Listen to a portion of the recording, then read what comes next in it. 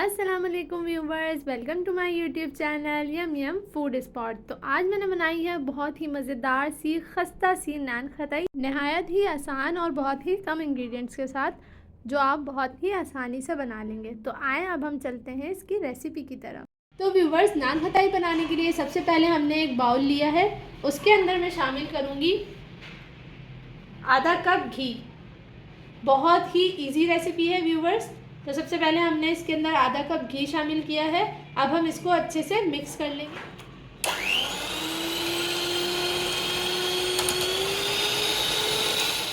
तो व्यूवर्स, ये देखिए अच्छे से बीट हो गया है। अब हम इसके अंदर डालेंगे चीनी।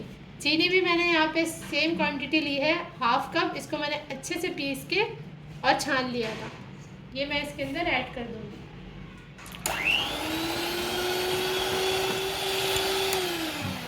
तो व्यूवर्स, ये देखिए ये अच्छे से मिक्स हो गई है। अब हम इसके अंदर ऐड करेंगे हाफ कप मैदा। हमने सारी चीज़ों की क्वांटिटी सेम ली है व्यूवर्स।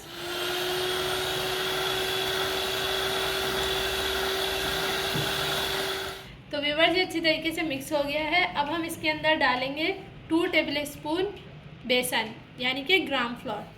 ये हम इसके अंदर ऐड कर देंगे। और हम इसके अंदर डालेंगे हाफ टी स्पून, मैंने यहाँ पे लिया है इलायची का पाउडर। इससे बहुत ही प्यारी खुशबू आती है व्यूवर्स। ये मैं इसमें डाल दूँगी।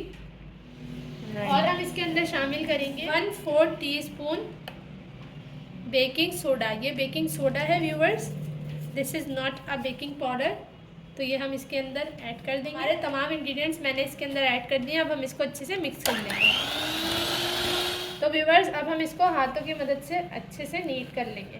तो देखा व्यूवर्स, कितनी आसान रेसिपी थी। बहुत ही कम इंग्रेडिएंट्स के साथ हम आराम से इससे तकरीबन 1 पाव नान खटाई बिस्किट बना लेंगे अपने। ये देखिए व्यूवर्स, कितनी स्मूथ जो है हमारी परफेक्ट डो जिसको कहते हैं, वो रेडी हो रही है। तो इसको अच्छी तरीके से हम भून लेंगे ताकि सारे इंग्रेडिएंट्स अच्छी तरीके से मिक्स हो जाए।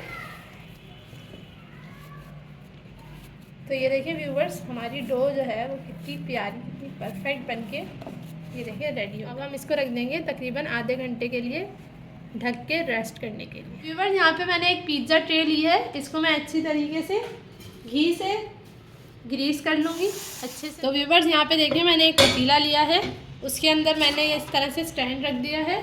अब मैं इसको जला के और इसके ऊपर ढक्कन ढक दूँगी। तकरीबन 10 मिनट तक इसको प्री हीट कर लूँगी। तो व्यूवर्स, ये देखिए यहाँ पे मैंने एक अंडा लिया है। इसको हम इस तरीके से तोड़ेंगे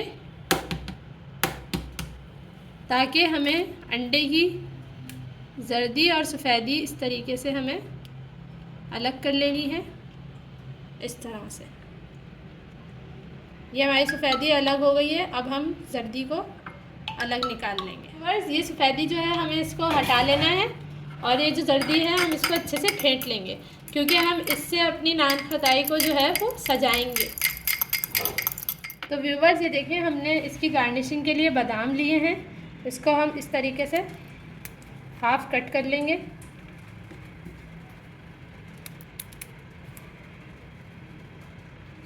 तमाम बादामों को हाफ कट करके रख लेंगे। हमने इसको रेस्ट दिया था 10 मिनट के लिए।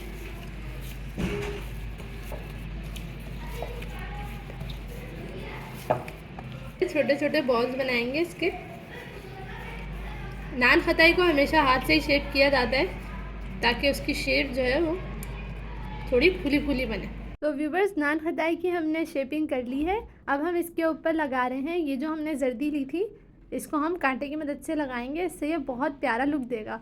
और यहाँ पे मैंने जो बादाम आधे कट करके रखे थे वो मैं इस तरह से हल्के से प्रेस करके लगा दूँगी।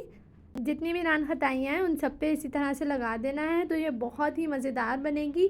और अगर आपने मेरी वीडियो अभी तक लाइक नहीं की है तो जल्दी से लाइक करें और मेरे चैनल को सब्सक्राइब करें। तो आएँ अब हम इसको अपने प्री हीटेड पतीले में रख देंगे 10 मिनट के लिए, बिल्कुल हल्की आंच पे।